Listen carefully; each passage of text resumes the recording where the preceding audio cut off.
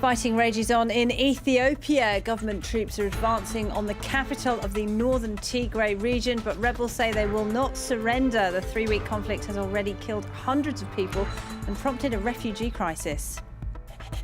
An attempt to deprive millions of people of their vote. A judge in Pennsylvania throws out the Trump campaign's latest attempt to overturn the election result. It's nearly 3 weeks since the vote, and Trump is still yet to concede.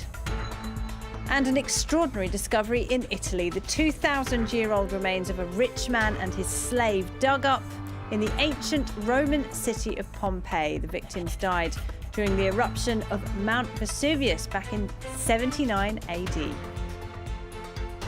Those are the headlines this hour. Thanks for joining us. You're watching France 24.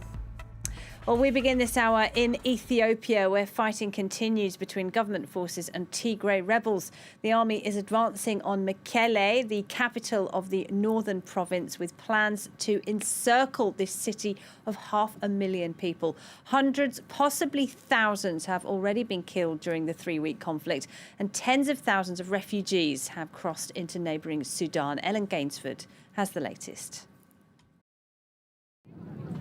At the border between Sudan and Ethiopia, the steady stream of people crossing over continues. Since fighting broke out in the Tigray region of Ethiopia just over 2 weeks ago, thousands have fled. There is no food, water, shelter. We have little kids with us, and they are starving here. It's elimination on Tigrayan people, so it is unjust, unfair thing. Just we need freedom. More than any food or more than refuge camps. Once they reach safety in Sudan, they have to queue to register their presence and to receive basic necessities or medical treatment. شايفين بس الناس دي بس داير تاكل. يعني هم بيتكلموا بيقولوا يا هم الحروب نحن في الحروب ما متنا نموت بالجوع لحد حسي ما في منظمات بيقولوا ما جاتهم في حاجات كثيرة بتحصل بيناتهم هم ذاتهم ما عارفينها. The influx of refugees has put added strain on Sudan's already stretched economy. The situation is very dire, and people need safe drinking water, they need food, they need shelter, they need sanitation, they need medical care. We now need the help urgently of donors to support this operation. More than 35,000 Ethiopians have entered Sudan in the past few weeks. And the United Nations warns that 200,000 more people could be forced to flee over the next 6 months. The organization says that humanitarian corridors need to be created to allow civilians to escape without risking getting caught in the crossfires of fighting. Polls are open in the West African country of Burkina Faso. The presidential election is taking place in the shadow of a growing jihadist insurgency. The violence forced 1 million people, that's 5% of the population, to flee their homes in the last 2 years alone. Troops have been deployed for polling day, but the insecurity is expected to prevent people from voting in hundreds of villages. To the United States and legal arguments without merit. That's how a judge in Pennsylvania has described an attempt by Donald Trump's lawyers to overturn the election result. Judge Matthew Brann accused the Trump campaign of trying to disenfranchise 7 million people in an effort to get postal ballots thrown out. David Smith has more from Washington.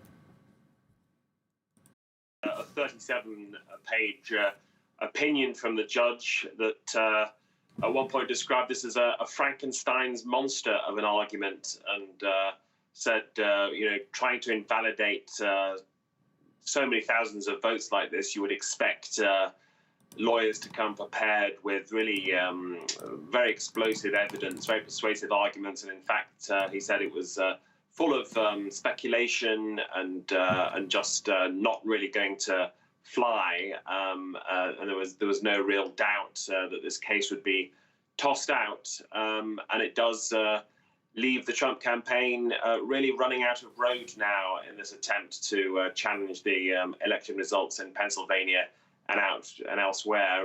The response was actually somewhat contradictory. Even as I speak to you, it's midnight in the US, but Donald Trump is tweeting in the last few minutes, and one of his earlier tweets promised to appeal this decision. But actually, Trump's own legal team, including Rudy Giuliani, is trying to spin this defeat into a victory, saying, noting that the judge was appointed by Barack Obama, and saying that this now gives them a chance to take this case to a higher court, and depending on the result there, to potentially take it all the way to the Supreme Court, the highest court in the land, which is what Trump has always been talking about. Most experts, though, say that's a completely futile strategy, and really this latest defeat in Pennsylvania is just another nail in the coffin of the Trump legal effort, and a sign of that. Pat Toomey, a Republican senator in Pennsylvania tonight, has congratulated Joe Biden and basically said Trump is out of legal options. David Smith there. Now, Germany's Angela Merkel is marking 15 years at the helm of Europe's top economic power this weekend. Dubbed the Eternal Chancellor, Merkel's popularity is back on the rise over her handling of the coronavirus. The pandemic has played to her strengths as a crisis manager with a head for science, and it means she could go out on a high. The 66-year-old says she will step down as Chancellor when her current mandate runs out next year. While Germany is one of the few countries with plans in place to distribute a coronavirus vaccine, there's a nationwide strategy for delivery and storage, but officials warn there will not be enough to go around in the first phase. Some German cities are already carrying out drills for vaccination campaigns, like here in Ulm, where Red Cross volunteers test arrival capacities. Elsewhere, health workers prepare vaccine facilities, like this concert hall in Berlin. Here in Western Germany, officials finalized their distribution strategy. More than 100 vaccination centers across the country will soon be fully operational. Der Begriff der Impfstraße heißt halt, dass man in kürzerer Zeit wesentlich mehr Impfungen hinbekommt, als wenn man jeden Einzelnen in eine Kabine. Bis maximal 20 Impfstraßen könnten wir rein rechnerisch auch 5.000. Vaccinations will take 2 minutes on average, plus the time it takes to complete paperwork. There will also be space dedicated to observing recipients for 30 minutes. Each German state is responsible for managing its vaccine centers, though they've been encouraged to finalize preparations as soon as possible. Die Nachrichten der letzten Tage bezüglich der Entwicklung eines Impfstoffs sehr zuversichtlich stimmen.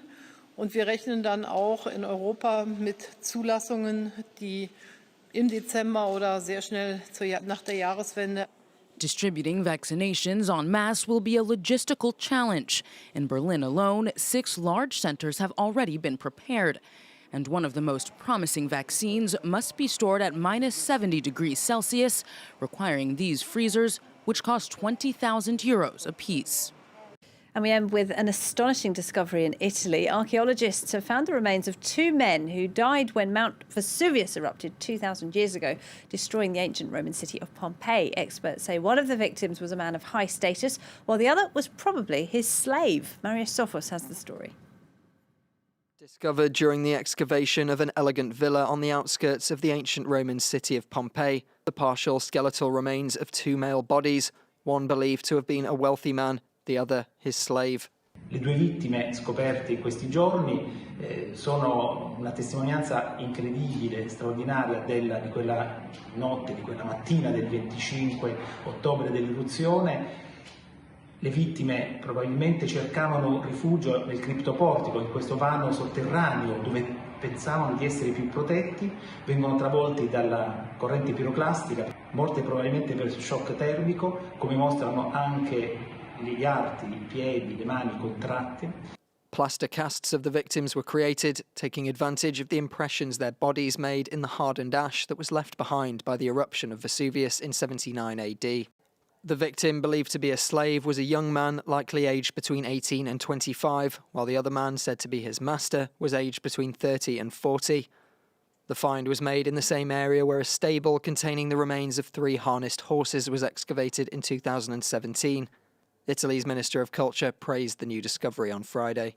Questa scoperta straordinaria dimostra che Pompei è importante nel mondo non soltanto per il grandissimo numero di visitatori e di turisti, ma perché è un luogo incredibile di ricerca, di studio, di formazione. Sono ancora più di 20 gli ettari da scavare, un grande lavoro per gli archeologi di oggi e del futuro. While excavations continue at the archaeological site near Naples, visits are currently not permitted under Italy's national COVID-19 measures. That's it from the newsroom this hour. Stay with us. This is France 24.